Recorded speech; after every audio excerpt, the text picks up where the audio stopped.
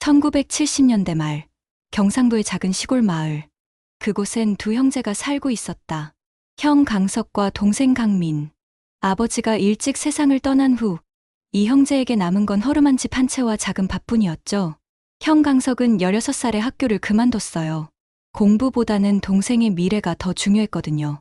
새벽부터 밤늦게까지 밭을 일구고 품삯을 벌어 동생의 학비를 댔습니다. 손은 거칠어졌고 등은 굽어갔지만 형의 얼굴엔 늘 웃음이 있었어요. 어느 겨울밤, 눈이 내리는 마루에서 형제는 마주 앉았어요. 형이 동생의 손을 꼭 잡으며 말했죠. 미나, 너는 꼭 서울 가서 성공해라. 나는 괜찮으니까. 동생 강민은 눈물을 훔치며 대답했습니다. 형, 나 성공하면 형 먼저 호강시켜 줄게. 꼭 그렇게 할게. 그날의 약속은 눈처럼 순수했고 두 사람의 마음속에 깊이 새겨졌어요. 안녕하세요. 제 이름은 강민입니다. 지금부터 제가 들려드릴 이야기는 제 인생에서 가장 부끄럽고 가장 아픈 이야기예요. 형에 대한 이야기죠. 저는 형 덕분에 사람이 됐어요. 아니, 사람이 될 수 있었다고 해야 맞겠네요. 하지만 저는 그 은혜를 배신으로 갚았습니다. 그리고 그 대가를 혹독하게 치렀죠. 이 이야기를 듣고 계신 여러분께 부탁드려요. 여러분 곁에 있는 소중한 사람들을 절대 저처럼 잃지 마세요. 형은 저를 위해 모든 걸 포기했어요. 친구들이 학교 가는 모습을 부러워하면서도 형은 새벽같이 일어나 밭으로 향했죠. 겨울엔 손이 트고 여름엔 땀범벅이 되어도 형은 불평 한마디 없었어요. 저는 그 덕분에 중학교, 고등학교를 무사히 졸업했습니다. 마을 사람들은 저를 보며 말했죠. 강민이는 참 복도 많지. 저런 형을 뒀으니. 저도 그때는 알았어요. 형이 얼마나 큰 희생을 하고 있는지를요. 대학 입시를 앞두고 저는 형에게 말했어요. 형, 나 공부 그만할까? 형도 이제 좀 쉬어야지. 그러자 형은 화를 냈습니다. 평생 저한테 화 한 번 안 내던 형이 그날만큼은 목소리를 높였어요. 절대 안 돼. 너는 반드시 대학 가야 해.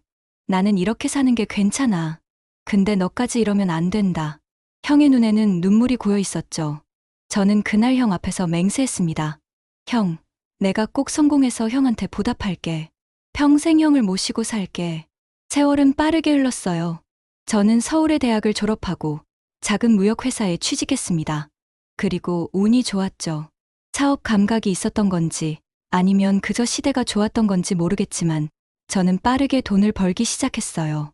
30대 중반에는 제 회사를 차렸고 강남에 사무실을 냈습니다. 고급 승용차를 몰고 비싼 양복을 입었죠. 사람들은 저를 강 사장님이라고 불렀어요. 하지만 형은 여전히 고향 마을에서 농사를 짓고 있었어요. 저는 바쁘다는 핑계로 고향을 자주 찾지 않았습니다. 명절 때나 잠깐 내려가는 게 전부였죠. 형은 제가 갈 때마다 좋아하며 말했어요. 미나, 너 정말 잘 됐구나. 형이 얼마나 자랑스러운지 몰라. 형의 집은 여전히 낡았고 형의 옷은 해졌으며 형의 손은 굳은 살투성이었어요. 하지만 저는 그걸 외면했습니다. 아니, 보지 않으려 했어요. 마을 사람들이 제게 말했죠. 강민 씨, 형님 좀 도와드려요. 지붕도 새고 보일러도 고장났는데 혼자 사시기 힘들어 보여. 저는 그때마다 대충 얼버무렸어요. 아, 네. 곧 뭐 좀 해드릴게요. 하지만 실제로 한 건 아무것도 없었습니다. 그저 몇십만 원짜리 용돈을 쥐어주는 게 전부였죠. 형은 그 돈마저 받으려 하지 않았어요. 나는 필요한 게 없어. 너나 잘 살아라. 형의 그 말이 저를 더 편하게 만들었습니다. 그러던 어느 날, 저는 고향 땅에 큰 개발 사업이 들어온다는 소식을 들었어요. 정부 주도의 농공단지 조성 사업이었죠. 땅값이 폭등할 게 분명했습니다. 저는 재빨리 개발 회사 사람들과 접촉했어요. 그들은 제게 제안했죠. 강 사장님 고향 땅, 저희가 좋은 가격에 사겠습니다. 주변 땅 주인들도 설득해 주시면 중개 수수료도 드리고요. 제 머릿속엔 이미 계산기가 돌아가고 있었어요. 문제는 형이었습니다. 우리 집 땅의 대부분은 형 명의로 되어 있었거든요. 아버지가 돌아가시기 전에 장남인 형에게 물려주셨죠.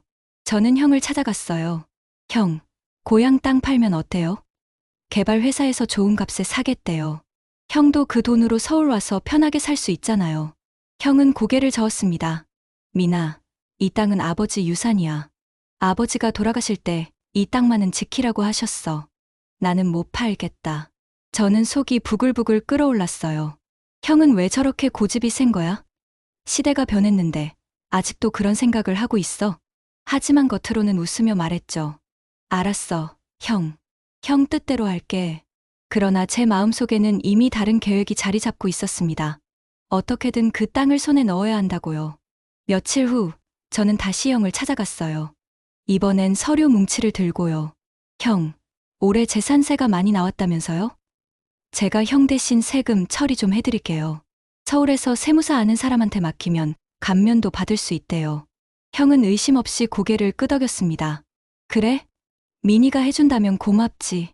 그리고 인감 도장을 꺼내 제게 건넸어요. 저는 그 도장으로 토지 매매 계약서에 도장을 찍었습니다. 형 명의의 땅을 개발 회사에 넘긴 거죠. 계약금이 제 통장에 들어왔고 저는 그 돈으로 서울의 새 아파트를 계약했어요. 형에게 알릴 생각은 전혀 없었습니다. 어차피 나중에 알게 되겠지. 그땐 이미 늦었을 테니까.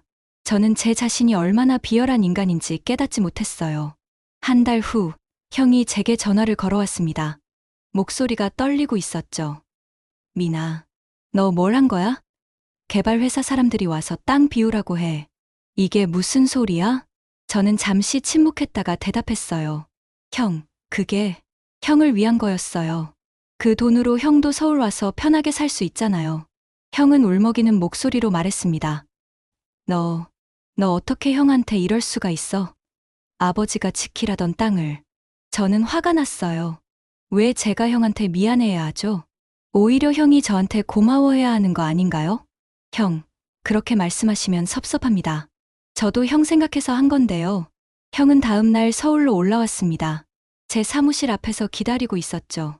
낡은 점퍼를 입고 때 묻은 운동화를 신은 형의 모습이 제 눈에는 초라하게만 보였어요.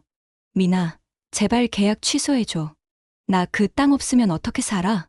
형이 제 손을 붙잡으며 애원했습니다. 하지만 저는 형의 손을 뿌리쳤어요.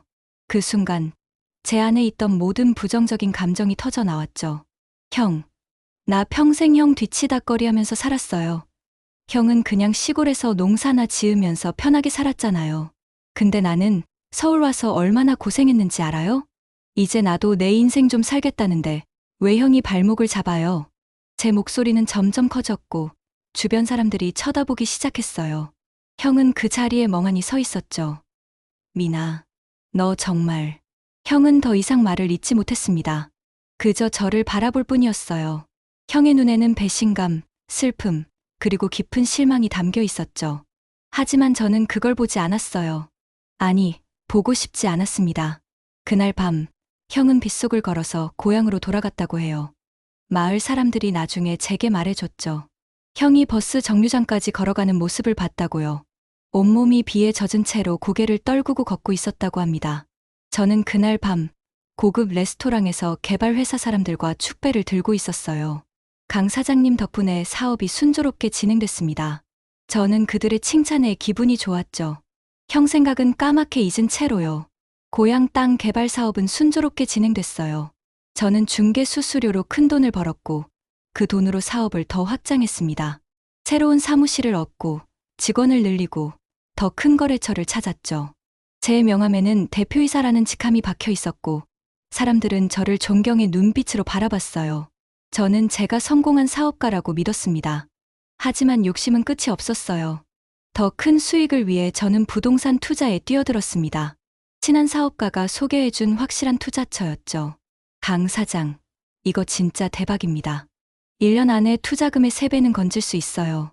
저는 망설임 없이 제 회사 운영 자금까지 쏟아부었어요. 심지어 은행 대출까지 받아서 투자했죠. 처음 몇 달은 좋았어요.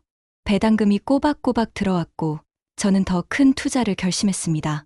주변 사람들에게도 이 투자를 권유했죠. 내가 보장할게. 이거 진짜 대박이야. 하지만 6개월 후 사기라는 사실이 드러났습니다. 투자처는 실체가 없는 유령 회사였고 대표는 이미 외국으로 도주한 상태였어요. 제 통장엔 단돈 100만 원도 남지 않았습니다. 저는 미친 듯이 발버둥 쳤어요. 은행에 대출 연장을 요청했지만 거절당했고 거래처들은 하나둘씩 저를 외면하기 시작했죠. 강 사장님, 요즘 소문이 안 좋던데요? 저희는 좀. 사람들의 태도는 180도 달라졌습니다. 어제까지 형님, 동생 하던 사람들이 오늘은 전화도 받지 않았어요. 제 사무실 문 앞에는 독촉장과 압류 통지서가 쌓여갔습니다. 결국 저는 파산했어요. 회사는 문을 닫았고 강남 아파트는 경매로 넘어갔죠. 저는 원룸으로 이사했고 외제차 대신 지하철을 타게 됐습니다.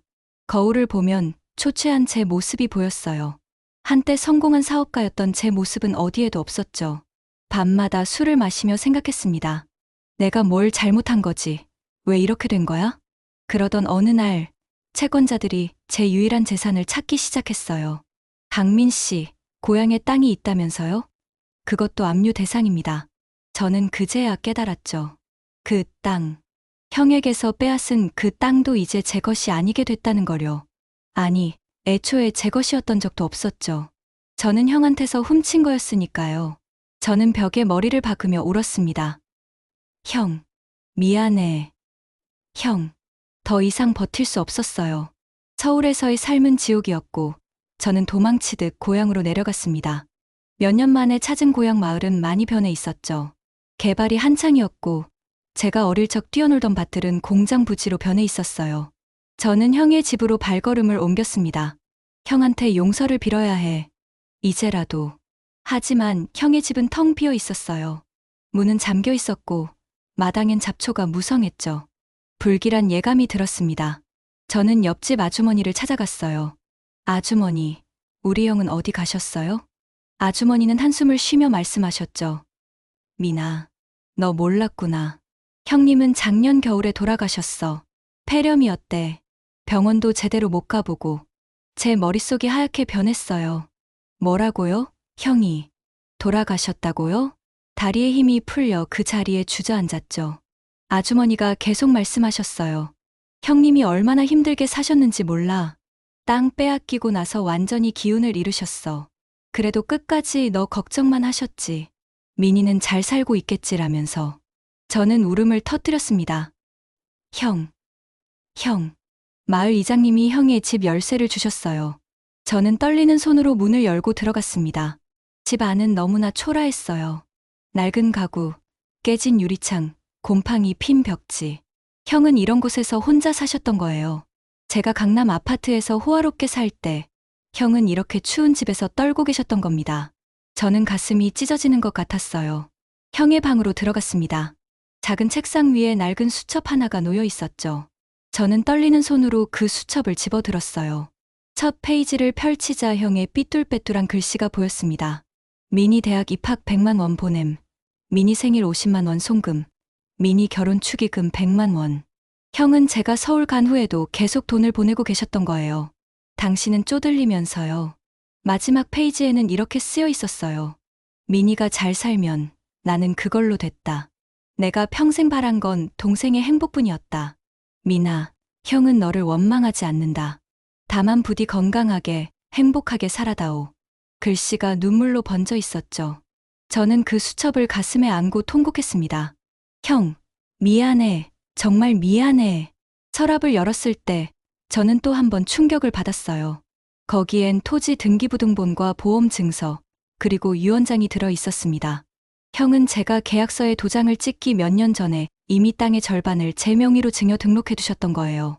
즉, 제가 팔아치운 그 땅의 절반은 원래부터 제 것이었던 겁니다. 형은 저한테 속았으면서도 끝까지 저를 위해 재산을 남겨두신 거죠. 유언장에는 이렇게 적혀 있었어요. 미나, 이 보험금은 내가 어려울 때 쓰려고 든 거다. 형이 죽으면 너한테 갈 거야. 그리고 그 돈으로 다시 일어서라. 형은 항상 내 편이다. 저는 바닥에 엎드려 울고 또 울었습니다. 제가 형을 배신했는데 형은 끝까지 저를 사랑하고 계셨던 거예요. 저는 인간이 아니었습니다. 저는 짐승만도 못한 존재였죠. 저는 그날부터 형의 집에서 살기 시작했어요. 서울로 돌아갈 생각도, 돌아갈 곳도 없었으니까요. 매일 아침 형의 묘에 올라갔습니다. 잡초를 뽑고 묘비를 닦고 형 앞에 앉아 말을 걸었죠. 형, 나왔어. 오늘도 형 보러 왔어. 처음엔 말이 나오지 않았어요. 그저 무릎을 꿇고 울기만 했죠. 비가 오는 날에도 갔습니다. 진흙탕에 무릎을 꿇고 형의 이름을 불렀어요. 형, 강석이 형, 나야, 민이야, 형, 제발 한 번만 더 만나게 해줘. 목이 쉬도록 소리쳤지만 대답은 없었습니다. 차가운 빗물만 제 얼굴을 적셨죠. 저는 그 빗물이 형의 눈물처럼 느껴졌어요. 형이 저를 위해 흘렸을 수많은 눈물들이요. 마을 사람들이 수군거렸습니다. 강민이가 미쳤나 봐. 매일 묘지에 가서 울고 있대. 저는 상관없었어요. 제가 미쳤든 말든 저는 형한테 죄를 지은 사람이었으니까요. 밤마다 악몽을 꿨습니다. 형이 나타나 저를 원망하는 꿈이었죠. 미나, 왜 형한테 그랬어? 왜? 꿈에서 깨어나면 온몸이 땀으로 젖어 있었어요. 어느 날, 저는 형의 묘 앞에서 결심했습니다. 형, 나 이제 제대로 살게. 형이 원했던 그런 사람이 될게. 형한테 부끄럽지 않은 동생이 될게. 저는 형의 보험금으로 빚을 조금씩 갚기 시작했어요. 그리고 남은 돈은 단 한 푼도 쓰지 않고 모았습니다. 형이 남겨주신 그 돈으로 제가 편하게 살 자격은 없었거든요. 일자리를 찾았어요. 마을 농협에서 일당을 받는 막노동이었죠. 한때 강 사장님이라 불리던 제가 이제는 삽을 들고 땅을 팠습니다. 손에 물집이 잡히고 허리가 아팠지만 저는 멈추지 않았어요. 이게 제 속죄의 시작이라고 생각했으니까요. 일을 마치고 집에 돌아오면 형의 사진 앞에 앉아 말을 걸었죠. 형, 오늘도 열심히 일했어. 형이 그랬던 것처럼. 마을 사람들의 시선이 조금씩 변하기 시작했어요. 강민이가 정신 차렸나 봐. 요즘 성실하게 일하던데. 하지만 저는 그들의 칭찬이 부끄러웠습니다. 저는 아직 아무것도 하지 않았는걸요. 형한테 받은 은혜의 10,000분의 1도 갚지 못했는데 말이에요. 3년이 흘렀어요. 저는 형의 보험금과 제가 번 돈을 모아 작은 복지재단을 설립했습니다. 이름은 강석장학재단. 형의 이름을 딴 거죠. 가난해서 공부를 포기해야 하는 아이들을 돕는 재단이었어요. 형이 저를 위해 했던 것처럼 저도 누군가의 형이 되어주고 싶었습니다. 처음 장학금을 받은 아이는 중학교 2학년 학생이었어요. 아버지를 일찍 여의고 어머니 혼자 두 남매를 키우는 집이었죠. 그 아이를 처음 만났을 때 저는 어린 시절 제 모습을 봤습니다. 공부 열심히 해라. 내 꿈을 포기하지 마라. 제가 건넨 장학금 봉투를 받으며 그 아이가 눈물을 흘렸어요. 감사합니다, 아저씨. 열심히 공부해서 꼭 성공할게요. 저는 그 모습에서 형을 떠올렸습니다. 재단 운영은 쉽지 않았어요. 돈이 부족했고 도와줄 사람도 많지 않았죠. 하지만 저는 포기하지 않았습니다. 낮에는 막노동을 하고 저녁에는 재단 일을 했어요. 후원자를 찾아다니며 머리를 숙였죠. 제발 우리 아이들을 도와주세요. 이 아이들에게는 기회가 필요합니다. 때로는 거절당하고 때로는 무시당했지만 저는 계속 나아갔습니다. 5년이 지나자 재단은 조금씩 자리를 잡기 시작했어요. 장학생이 10명이 됐고 그중 2명은 대학에 진학했습니다. 그 아이들이 찾아와 인사했을 때 저는 형의 미소를 떠올렸어요. 형, 내가 제대로 하고 있는 거 맞죠? 마음속으로 형에게 물었습니다. 대답은 없었지만 저는 형이 웃고 계실 거라 믿었어요. 매일 아침 저는 형의 사진 앞에 앉았습니다. 작은 제사상을 차려놓고 절을 올렸죠. 형, 오늘도 나 잘 살게. 형이 자랑스러워할 수 있는 사람이 될게. 그리고 하루 일과를 시작했어요. 형의 사진은 항상 제 책상 앞에 있었습니다. 힘들 때마다 그 사진을 보며 다짐했죠. 강민아, 포기하지 마. 형은 너를 믿고 있어. 어느 날, 첫 장학생이었던 그 중학생이 대학 합격 소식을 전해왔어요. 의과대학에 합격했다고 했죠. 아저씨 덕분입니다. 아저씨가 아니었으면 저는 중학교도 못 졸업했을 거예요. 나중에 의사 되면 가난한 사람들 무료로 치료해 줄게요. 그 아이의 말에 저는 울컥했습니다. 이게 형이 느꼈던 기쁨이구나 싶었어요. 누군가의 인생에 빛이 되어주는 것의 의미를 비로소 알게 된 거죠. 재단 사무실 벽에는 형의 사진이 크게 걸려 있었어요. 그 아래에는 형이 남긴 글귀를 새겨놓았습니다. 동생이 잘 살면 나는 그걸로 됐다. 방문하는 사람들이 물었죠. 이분이 누구세요? 저는 대답했습니다. 제 형입니다. 이 재단이 존재할 수 있는 이유죠. 형은 저에게 사랑이 무엇인지 가르쳐 주신 분이에요. 밤이 되면 형의 집, 아니 이제는 제 집이 된 그곳에서 일기를 썼어요. 형에게 보내는 편지 형식이었죠. 형, 오늘은 새로운 장학생 3명을 선발했어요. 모두 열심히 하고 싶어 하는 아이들이에요. 형이 저를 믿어줬던 것처럼 저도 이 아이들을 믿어볼게요. 형, 제가 잘하고 있는 거 맞죠? 가끔 형이 너무 보고 싶어요. 꿈에서라도 나타나줘요. 10년이 흘렀습니다. 저는 이제 쉰을 넘긴 중년이 됐어요. 머리에는 흰머리가 섞였고 얼굴에는 주름이 생겼죠. 하지만 제 마음은 예전보다 훨씬 가벼웠습니다. 돈을 쫓던 시절에 저는 항상 불안하고 조급했어요. 하지만 지금의 저는 평온했죠. 비록 가난하지만 마음만은 풍요로웠습니다. 장학재단은 이제 마을에서 작지만 의미 있는 기관이 됐어요. 졸업생이 50명을 넘었고 그중 몇몇은 사회에서 의미 있는 일을 하고 있었습니다. 그들이 가끔 찾아와 인사했죠. 이사님, 잘 지내시죠? 저 이번에 승진했어요. 저는 그들을 보며 형을 떠올렸습니다. 형도 제가 성공했을 때 이런 기쁨을 느꼈을까요? 아마 그랬을 거예요. 어느 봄날, 저는 형의 묘 앞에 앉아 말을 걸었습니다. 형, 나 이제 좀 살만해진 것 같아. 돈은 없지만 마음은 편해. 매일 아침 거울을 봐도 부끄럽지 않아. 형, 내가 드디어 사람이 된 것 같아. 바람이 불어왔어요. 마치 형이 대답하는 것 같았죠. 그래, 미나. 잘했어. 지금 저는 예순을 바라보고 있어요. 강석장학재단은 이제 20년을 맞이했습니다. 수혜 학생이 200명을 넘어섰고 그들 중 일부는 후원자가 되어 재단을 돕고 있어요. 제가 심은 씨앗이 열매를 맺고 그 열매가 다시 씨앗이 되어 퍼져나가고 있는 거죠. 이게 형이 꿈꾸던 세상이 아닐까요? 작년에 형의 묘를 이장했어요. 더 좋은 곳으로 모셨죠. 새 묘비를 세우면서 저는 형에게 약속했습니다. 형, 이제는 편히 쉬세요. 동생이 잘 살게요. 형이 자랑스러워할 수 있는 사람으로 살게요. 묘비 아래에는 작은 돌판을 하나 더 세웠어요. 거기에 이렇게 새겼습니다. 형은 내 인생의 빛이었다. 강민이 형 강석에게. 장학재단 건물 입구에는 형의 동상을 세웠어요.